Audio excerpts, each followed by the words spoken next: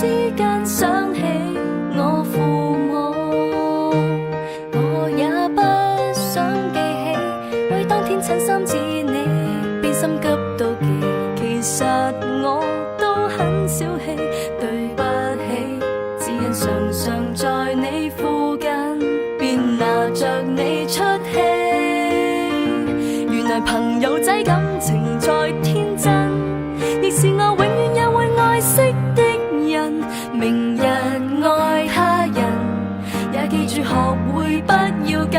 原來朋友比戀人更高分，亦讓我開始懂得不記恨。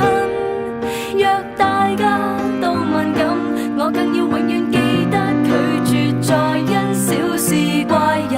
為何沒有這條校訓？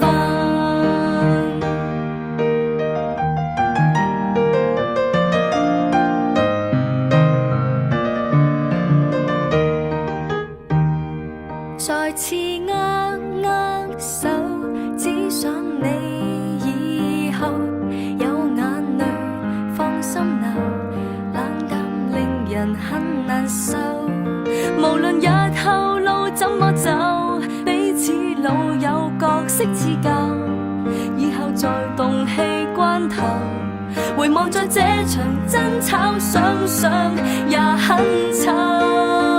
原來朋友仔感情再天真，亦是我永遠也會愛惜的人。明日愛他人，也記住學會不要緊。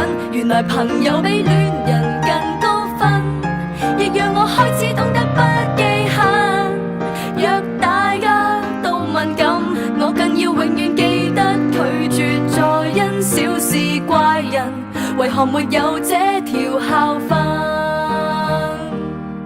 仰望着自己的至親，往往太奮勇鬥嘴，以後再不懂事過人。如何共我